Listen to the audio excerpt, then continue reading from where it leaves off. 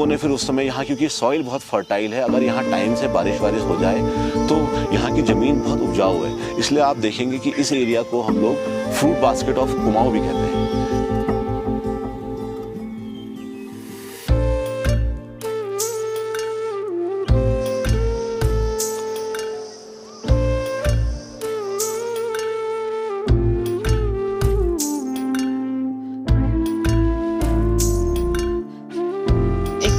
Family जैसा माहौल आपको मिलेगा। इसमें यहाँ पर आप घूमते हैं तो बिल्कुल ऐसा लगेगा नेचर के बीच में, खेतों के बीच में, फलों के बगीचे के बीच में आप खुद घूम रहे हैं और इतने सारे फूल लगे हुए हैं, तो आपको फील आएगा कि आप कहाँ वॉक कर रहे हैं। चलते समय आपको बड़ी अच्छी एक फीलिंग आएगी।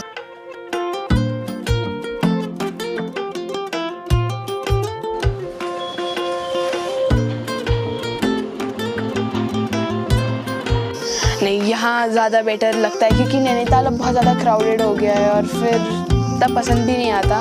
बट यहाँ पे जब भी आते हैं तो बहुत पीसफुल सा होता है, बहुत माइंड रिलैक्स हो जाता है। वैसे भी हम वहाँ बोर्डिंग स्कूल में पढ़ते हैं तो आधा साल वहाँ और आधा साल यहाँ, इतना ही होता है।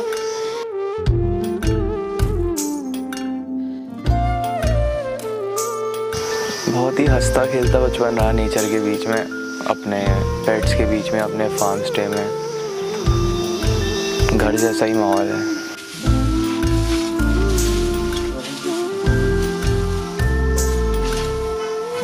चारू, क्या क्या देखा आपने? सेब, उलम, मानी, बाज, सहतूत, पांगर।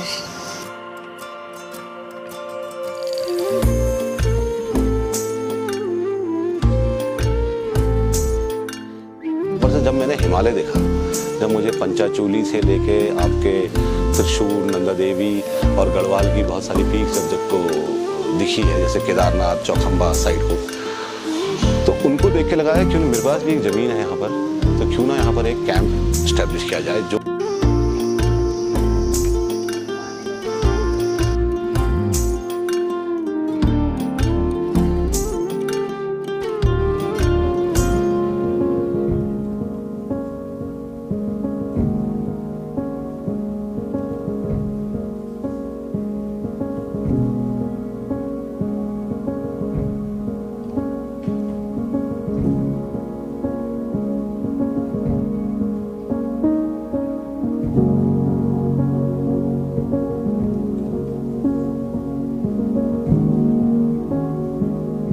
करीब 70-80 साल पहले यहाँ के लोग माइग्रेट कर जाते थे।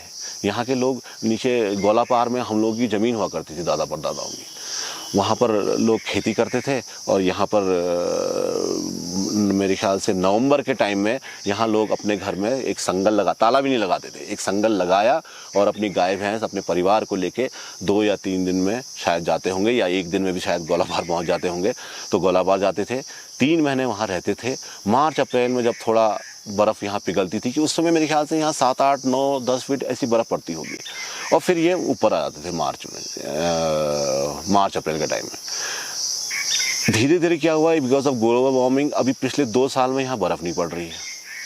उससे पहले पड़ती थी बर्फ़, बट 2 साल से तो मैं देख रहा हूँ कि बर्फ़ का एक छींटा भी या 2 मिनट 4 मिनट यहाँ स्नोफॉल हो रहा है। हाँ, तो मैं आपको ये बता रहा था कि वहाँ ज़मीन होती थी। फिर क्या हुआ कि धीरे धीरे प्लेन्स में गर्मी हुई ग्लोबल वार्मिंग की वजह से, यहाँ भी गर्म हुआ, तो यहाँ बर्फ़ जो है यहाँ 8 फीट पड़ती थी, वो 5 फीट आ गई, 4 फीट आ गई, 3 फीट आ गई। तो लोगों को लगा यार यहाँ तो अब जाड़ों में भी रह सकते हैं, क्योंकि मौसम अच्छा हो रहा है, अब तो ज़्यादा बर्फ़ पड़ती नहीं है। तो लोगों ने हल्द्वानी जाना, गोलापार जाना छोड़ दिया। अब फिर क्या होता था कि जो वहाँ उनकी ज़मीन होती थी, उस समय लगान पड़ता था, ज़मीन का किराया पड़ता था। तो इन लोगों को, गांव वालों को, जो मेरे बुजुर्ग थे यहाँ, उन लोगों को शायद लगान के पैसे 1 रुपये 2 रुपये जो भी उसमें पड़ता था, वो हर साल देना पड़ता था। तो उन्होंने कहा यार हम जा भी नहीं रहे वहाँ उतने मच्छर भी होते हैं, हम साल भर ही रहते हैं, उतनी ज़मीन हमारी यहाँ है लेकिन उसका कोई यूज़ नहीं है। तो इन्होंने पटवारी से कहा वहाँ के कि आप हमसे पैसे ले लो, पर इस ज़मीन को आप खुर्द-बुर्द कर दो, या आप इसको किसी और के नाम दो, हमारे नाम से काट दो बस, ताकि इसके पैसे हमें ना पड़े। वो 1-2 रुपये बचाने के खातिर यहाँ लोगों ने कहा कि पटवारी जी आप इसको किसी और को दे दो, या सरकारी इसमें मर्ज कर दो, या जो भी। उन्होंने पूछा भी नहीं, उसने कहा बस हमारा नाम काट दो, हमें जो 1-2 रुपये या 4 रुपये साल के पड़ते हैं वो ना पड़े।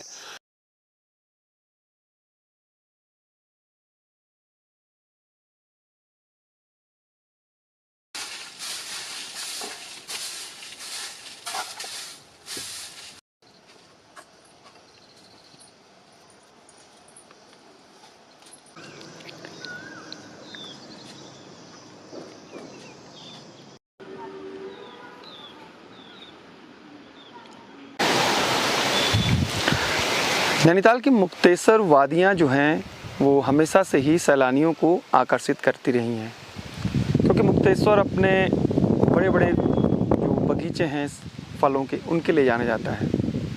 जब इन बगीचों में धीरे धीरे होम स्टे बनने लग गए, रिजॉर्ट बनने लग गए, तो इसकी पूरी जो पहचान है वो एक फल पट्टी से जो एग्रीकल्चर टूरिस्ट डेस्टिनेशन की तरफ बढ़ने लग गई।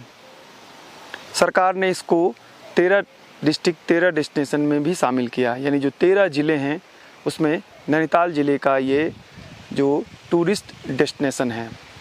पिछले कई सालों से लगातार मुक्तेश्वर और आसपास के इलाकों में पर्यटकों का दबाव बढ़ता जा रहा है और इसीलिए यहाँ पर सड़कें, पार्किंग और मूलभूत सुविधाओं की भी मांग तेज़ी से बढ़ती जा रही है। हम आपको त्रिशूल ऑर्चर्ड की कहानी से समझाएंगे कि कैसे मुक्तेश्वर के आसपास क्या कुछ सीखने लायक है, और ख़ास तौर पे बच्चों के लिए, नौनिहालों के लिए ये जो ऑर्चर्ड हैं मुक्तेश्वर के वो कितने फ़ायदेमंद है और कितने नॉलेज आपको नेचर और जो सब्जी और फलों की मिलती है।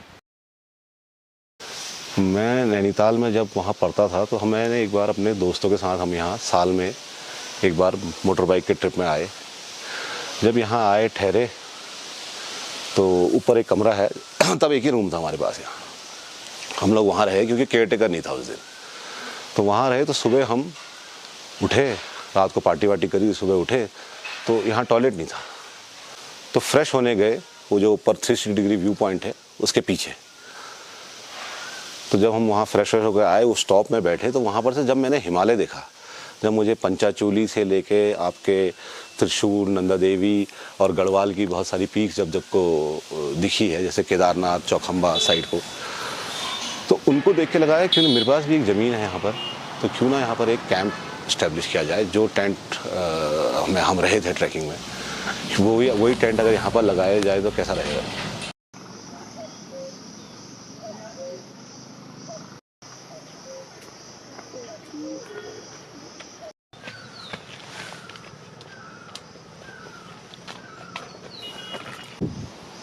भूख लगी? भूख नहीं लगी? आड़ू तो खा ले।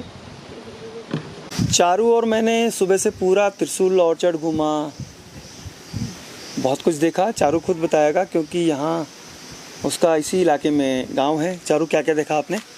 सेव, पुलम, खुमानी, बाज, सहतूत, पांगर और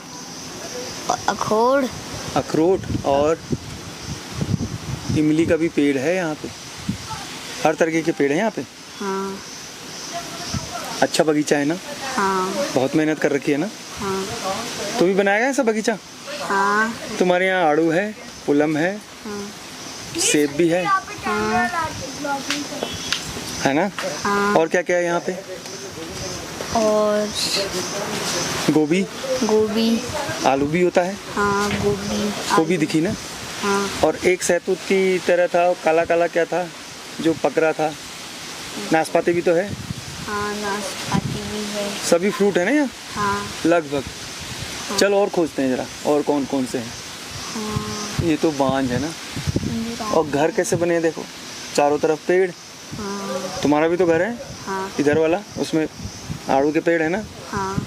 और बीच में घर है। तो ऐसा बगीचा बना लेगा बड़ा होके? हाँ। क्या क्या करना पड़ेगा? पहले उसको खोदना पड़ेगा, फिर उसमें पेड़ पौधे लगाने पड़ेंगे। पेड़ कहाँ से लाएगा? पेड़ कहीं नर्सरी से।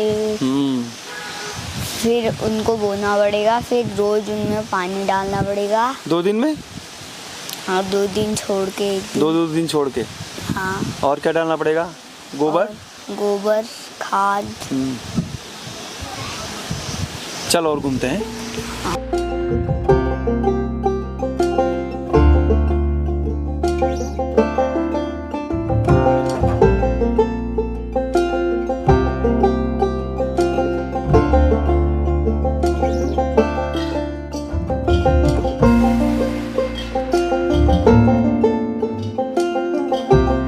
कुछ खास तो कम, थोड़ा छोटा था, उतना फैला हुआ नहीं था।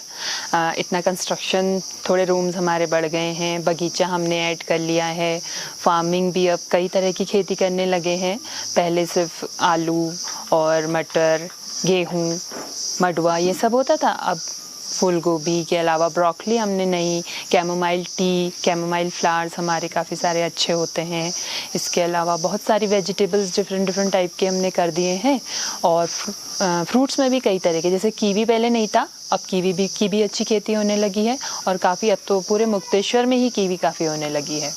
तो इसके अलावा और भी कई सारे नए फ्रूट्स और कई तरह के प्लांट्स जो यहाँ इस पहाड़ी क्षेत्र के लिए अच्छे हैं। तो मानसून के टाइम पे कई सारे प्लांट्स यहाँ पे लगाए जाते हैं, पेड़ जो पहाड़ की प्रोटेक्शन के लिए ज़रूरी हैं। तो अब काफ़ी कुछ बदलाव आया है।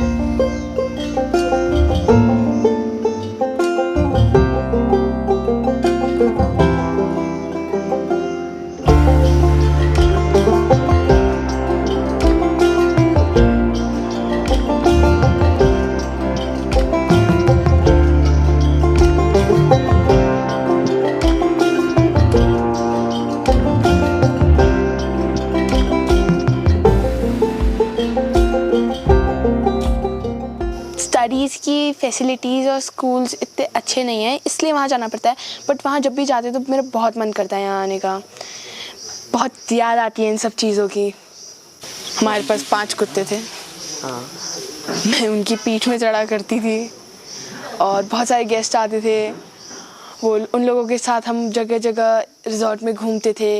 और फिर कुछ रिलेटिव्स आते थे, उनके साथ रहते थे और घुमाते थे लोगों को। हम यहाँ इंट्रोड्यूस कराते थे अपने पेट्स से और हर चीज़ से जो भी हम जानते हैं। बहुत ही हंसता खेलता बचपन रहा नेचर के बीच में, अपने पेट्स के बीच में, अपने फार्म स्टे में। घर जैसा ही माहौल है। घर जैसा माहौल है या घर है? घर ही है और घर जैसा माहौल भी है, मतलब एकदम प्योर गांव वाला, विलेज वाला, रूरल लाइफ। फिर भी तुम नैनीताल पढ़ते हो तो यहाँ की याद नहीं आती? आती है, लेकिन क्या करें, पढ़ाई भी तो इम्पोर्टेंट है। दोस्त वगैरह सब वहीं नैनीताल में हैं, लेकिन यहाँ की याद ज़्यादा आती है क्योंकि यहाँ बचपन से हम लोग रहे हैं। मेरा बचपन तो यहीं बीता है।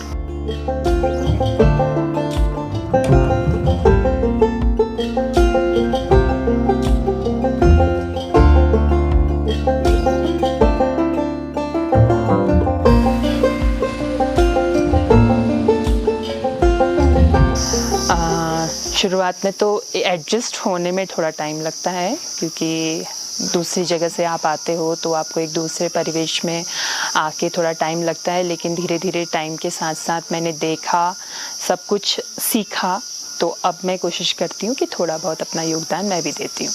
बिल्कुल देते हैं। सुबह हमारा फ्रूट सीज़न में जो भी फ्रूट रहता है तो वो ब्रेकफास्ट टाइम में सर्व होता है। और मेनली हम कोशिश करते हैं कि हमारे फार्म का रहे। और वेजिटेबल्स वगैरह तो आपको पता ही है कि हम मोस्टली अपने खेतों का, अपने फार्म का, राजमा है, सब्जियां हैं, हमारे खेत की यूज़ होती हैं। डेयरी का प्रोडक्ट जो है, दूध, दही, ये सब हम अपना ही यूज़ करते हैं।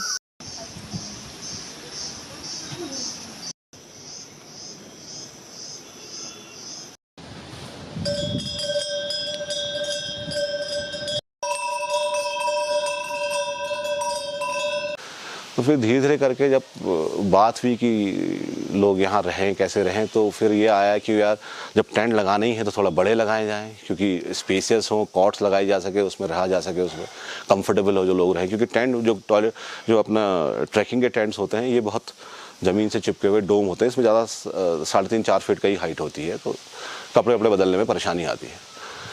तो फिर जब टेंट शुरुआत करी तो ऐसा लगा कि यार यहाँ तो हवा बहुत चलती, क्योंकि धार है ये के। उस समय जो हमने टेंट देखे थे वो मैंने ऋषिकेश साइड में ही देखे थे, और यहाँ कहीं कोई लोग ऐसे कैंपिंग मैंने कभी सुना भी नहीं था, ना लोग करते थे।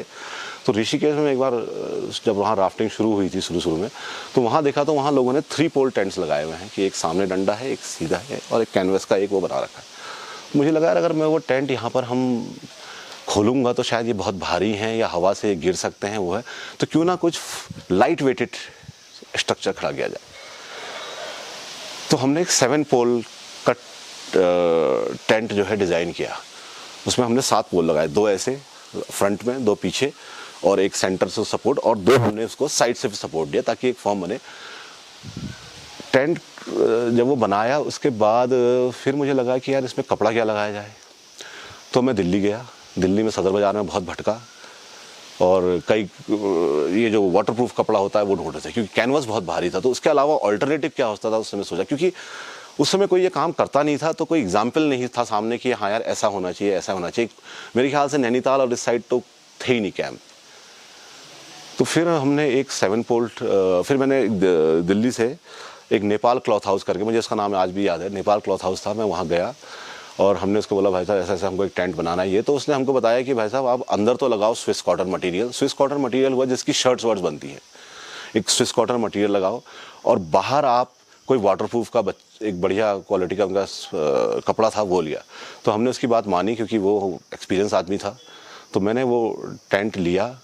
तो सबसे फिर से मैं वहाँ से कपड़ा खरीद के लाया। तो कपड़ा भी हम रक्षक में भर के, एक हमने होटल लिया, वहाँ जाते थे, एक लॉट डाल के आते थे, फिर वापस आते थे, फिर दुकान में, फिर वो भीड़ भड़क के में फिर खरीद के फिर रक्षक में लोड करके, क्योंकि वहाँ रिक्शे भी नहीं चल पाते हैं क्योंकि इतना कंजस्टेड है। तो हमने अपने रक्षक में डाला और धीरे धीरे करके सारा सामान होटल में पहुँचाया।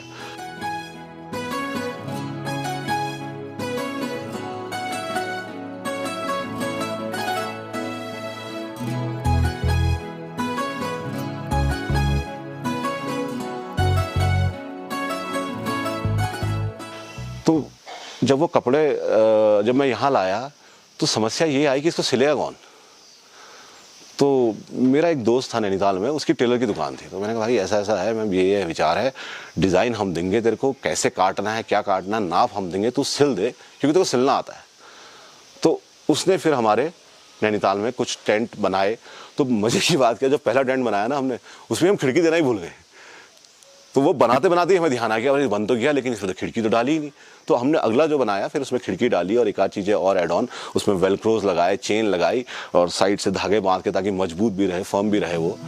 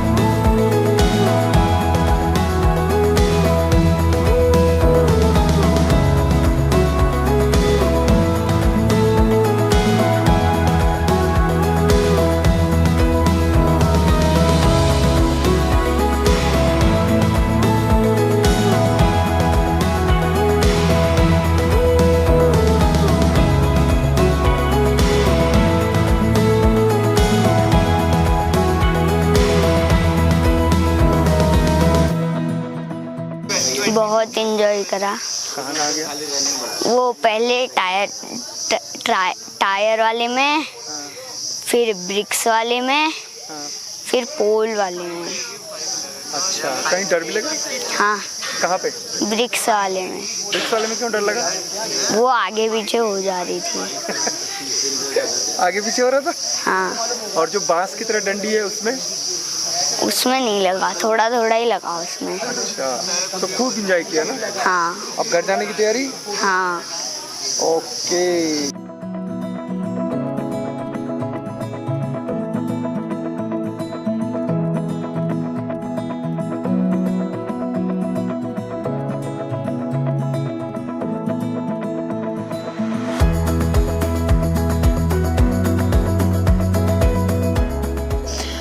प्लम, एप्रिकॉट, शहतूत, हिसालू, एप्पल, पेयर, सब कुछ खाया है।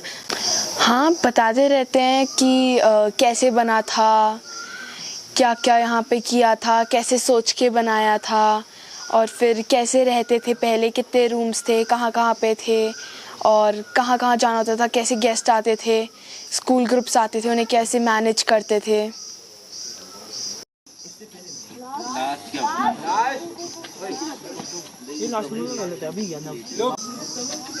नमो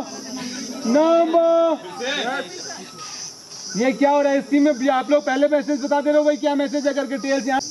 नंबर 2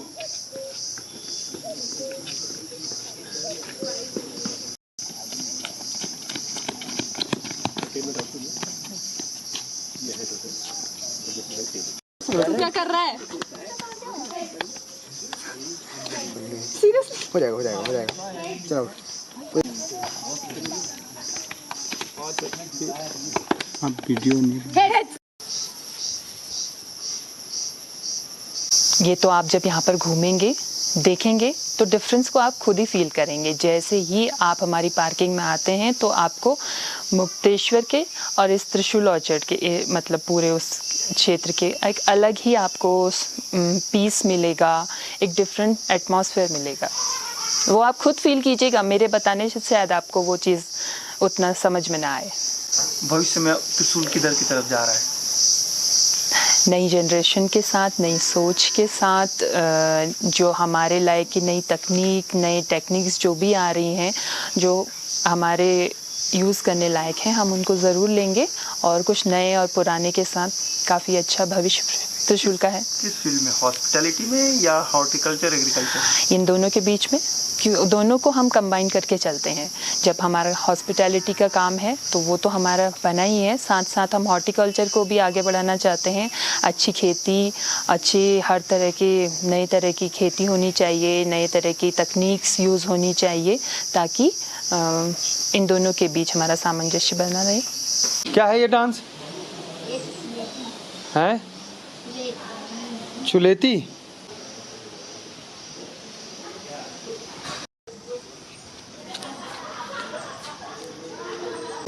चारू थोड़ी देर में जाने वाला है अपने घर सोपी, क्योंकि कल उसका स्कूल है और जो आज का उसका वीकेंड था वो अपने ही गांव के आसपास यानी त्रिशूल ऑर्चर्ड में बीता।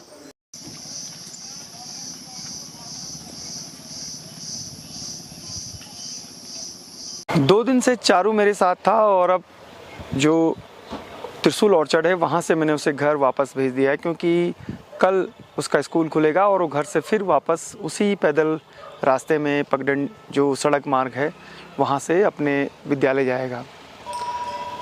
थोड़ा सा उदास हूँ मैं और शायद वो भी उदास होगा, क्योंकि 2 दिन तक वो मेरे साथ खेलता रहा, समझता रहा ब्लॉगिंग को, कैमरे को, ड्रोन को, बहुत कुछ देखा उसने, ड्रोन भी उड़ाया। और अब मैं कसिया लेक से उसे छोड़कर फिर त्रिशूल ऑर्चर्ड जा रहा हूँ। त्रिशूल ऑर्चर्ड जो है, त्रिशूल ऑर्चर्ड कसिया लेक और भटेलिया के बीच में एक पहाड़ी है, एक रिच है, उस पर टॉप में बसा हुआ है। एक अच्छी लैंड है और 2010 में जब मैं पहली बार इस मुक्तेश्वर और नैनीताल के इलाके में आया था तो तब मैं इस रिजॉर्ट में रुका था। इतने सालों में, 14 सालों में त्रिशूल ऑर्चर्ड बिल्कुल नहीं बदला है तो बस उसकी फ्रूट में जो संख्या बढ़ी, एप्पल ऑर्चर्ड बढ़ा, उसका जो अलग अलग फ्रूट के पेड़ हैं वो लगाए गए, लेकिन जो कंस्ट्रक्शन है उसमें ज़्यादा बदलाव नहीं आया।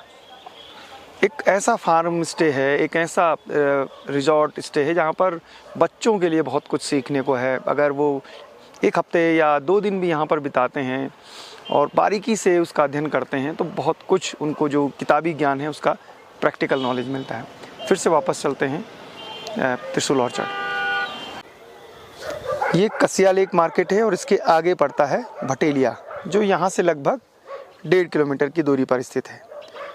और मैं पुराने जो पैदल ट्रैक है भटेलिया से ही शुरू होता है, त्रिशूल जो इनका पुराना पैदल मार्ग है, जो पगडंडियाँ होती थी गांव की, उससे त्रिशूल जा रहा हूँ। हालांकि वहाँ पर गाड़ी भी जाती है लेकिन मैं पैदल जा रहा हूँ।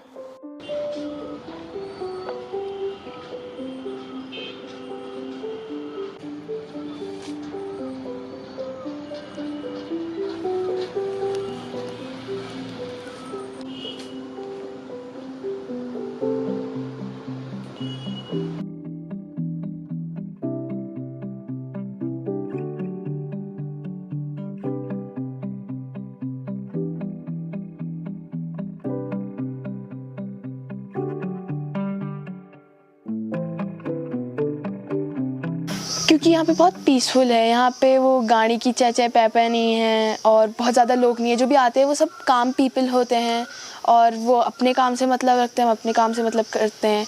और जो हमें कभी कभी हम लोगों से जाके इंटरेक्ट करते हैं और उनसे बातें करते हैं, उनको दिखाते हैं। तुम अपने दोस्तों को नहीं लाती यहाँ, इतनी अच्छी जगह है? आते हैं। आते हैं? आते हैं। तो वो भी तुम्हारी तरह एंजॉय करते हैं या वो बोर होते हैं? सबके अलग अलग पर्सपेक्टिव्स होते हैं, सबको अलग अलग चीज़ें पसंद होती हैं, बट हाँ वो लोग यहाँ एंजॉय करते हैं। तब के मुक्तेश्वर और अब के मुक्तेश्वर में ना बहुत अंतर आ गया है। वो तो है ही, सभी को मालूम है कि अंतर आ गया है। चाहे आप रेट में कह लो, चाहे आप पेड़ों में कह लो, पेड़ों की संख्या, चाहे आप लाइटों की संख्या में कह लो, बढ़ गई हैं। पहले यहाँ जब मैं आता था तो शायद मैं ही एक, मेरे ख्याल से 2 या 3 मोटरसाइकिलें थी यहाँ पूरे मुक्तेश्वर में। एक मोटरसाइकिल मैं भी लाता था नैनीताल से और 1-2 लोग के पास और थी। लोग सब पैदल चलते थे, एक आपस में भाईचारा प्रेम था। अब तो मैं देख रहा हूँ यहाँ गांव में भी ना, जैसे शहरों में नहीं होता कि अगल वाला बगल वाले को नहीं जानता है, यहाँ भी अब कुछ वैसा ही होने लग गया। जानता तो है क्योंकि इतने सालों से रह रहे साथ, लेकिन एक कटोरा दही दे दिया, उसने एक कटोरा सब्जी भेज दी बगल वाले ने, उसने उसको घी भेज दिया और एक दूसरे के यहाँ मिलके काम कर लिया खेतों में। ये धीरे धीरे करके ख़त्म हो रहा है। अब शादियाँ बदल गई हैं। लोग पहले यहाँ ज़मीन में बैठ के खाते थे, अब गांव में भी सब स्टैंडिंग हो गया है और धीरे धीरे मॉडर्नाइज की ओर जाते जा रहा है। और जो बड़ा एक दुर्भाग्य है कि हमने मुक्तेश्वर में, मतलब जो मेरी जो 25-30 साल की जो यात्रा रही है पुरानी, इससे मैंने पूरा ये बदलाव धीरे धीरे करके होता देखा है। और अब ये स्थिति है कि मैं नीचे रोड में भी नहीं जाता हूँ। मन नहीं करता है कि सड़क में जाके, पहले हम लोग यहाँ क्लीन ड्राइव चलाते थे, चौली की जाली को सफाई कर रहे हैं, कभी भटेलिया में जाके सफाई कर रहे हैं, स्कूल के बच्चों को ले रहे हैं, पुलिस वालों को बुला रहे हैं। और तब कम टूरिस्ट था यहाँ तो ये करते थे। अब ऐसा है, अब हमने हिम्मत हार ली है। अब इतने टूरिस्ट आ रहे हैं और इतना कूड़ा फेंक रहे हैं कि आप कब तक ये सब चीज़ करोगे। यहाँ तो जैसे बहुत सारे ट्रैक्स हैं, डिपेंड करता है आपको किस टाइप का ट्रैक चाहिए। अगर आपको अपना कोई नॉर्मल लोगों के लिए चाहिए तो उसके लिए अलग ट्रैक्स हैं, वो भी हैं। मतलब प्लेन सरफेस भी है बहुत, मतलब कुछ पाथ्स ऐसे हैं जो 6-7 किलोमीटर का प्लेन सरफेस है, या कुछ एकदम एक्सट्रीम लेवल के भी हैं जिसमें आप 3-4 किलोमीटर में ही आप थक जाएंगे, पूरे अप डाउन पूरा अच्छा है। आपने कौन कौन सी? मैंने मतलब अपने आसपास के इलाके में तो मैंने अपने सारे ही करे हैं, मतलब हर जगह गया हूँ मैं साइकिल से जी। जैसे यहाँ से मुक्तेश्वर महादेव चले गए, यहाँ से धानाचूली के पास एक जगह है, वहाँ आगे जा कर के थोड़ा 6-7 किलोमीटर का प्लेन ट्रैक भी आता है। वो तेज़ टाइमिंग के लिए और मतलब उसके लिए करा था मैंने। और यहाँ से कुछ और डिफ़िकल्ट ट्रैक्स भी निकलते हैं टुवर्ड्स कसिया लेक या नीचे नथवा खान साइड।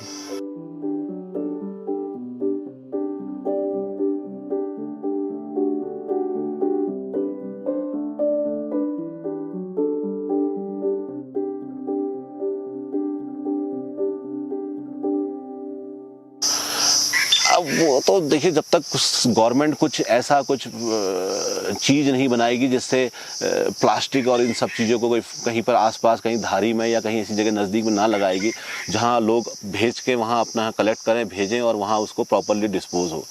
एक ही ऑप्शन रह जाता है यहाँ, जलाना। जलाने से होता तो नुकसान ही है, गैस होती है, कार्बन आसमान में, एयर पोल्यूटेड होती है। बस एक चीज़ अच्छी होती है कि आँखों से नहीं दिखता है। तो गवर्नमेंट को बहुत सख्त ज़रूरत है कि वो हर आदमी यहाँ जलाता ही है कूड़ा, या किसी दूसरे के वहाँ जाके फेंक आएगा, या किसी गधेरे नाले कहीं रपट्टे के अंदर वहाँ कूड़ा वो के डाल जाएगा, या यहाँ से भीमताल जा रहा है, हल्द्वानी जा रहा है, कहीं रास्ते में फेंक आएगा। तो गवर्नमेंट को जब तक कुछ ऐसा सॉलिड चीज़ ना बनाए, कहीं आसपास की हफ्ते में एटलीस्ट 2 या 3 दिन गाड़ी आए, सब लोग मिलके पैसा देने को भी तैयार हैं, वो करें, तभी साफ़ सफाई हो सकती है यहाँ पर। और आजकल लोग आगे जाने के बजाय थोड़ा पीछे आना ज़्यादा पसंद करेंगे, अगर हमें तो ऐसा लगता है। और उसी हिसाब से हमने अपने कल्चर को प्रिजर्व करके रखने का ये सोचा है, कल्चर को बनाए रखें और नेचुरल की तरफ हमारा ज़्यादा ध्यान रहता है।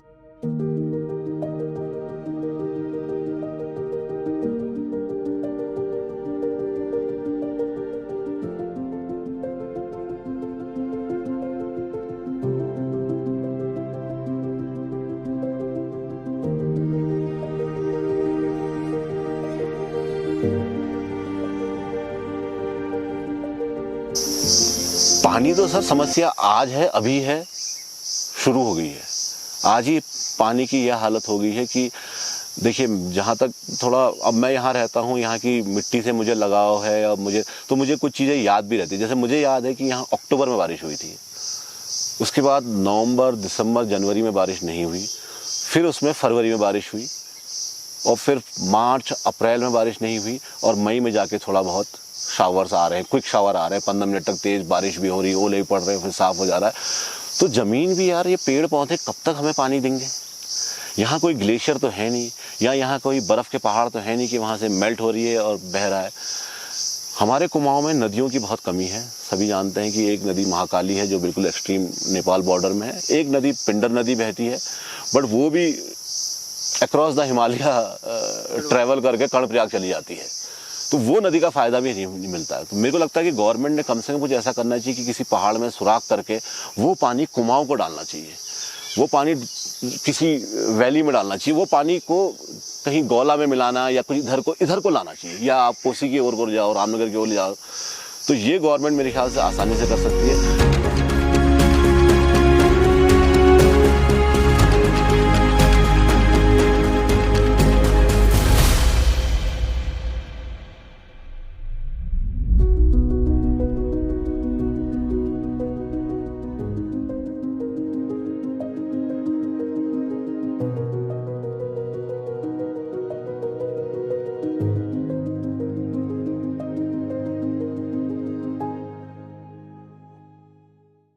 मुक्तेश्वर और रामगढ़ के इस पूरे क्षेत्र के पहले जो फार्म रिजॉर्ट की ये कहानी आपको कैसी लगी हमें ज़रूर बताइएगा।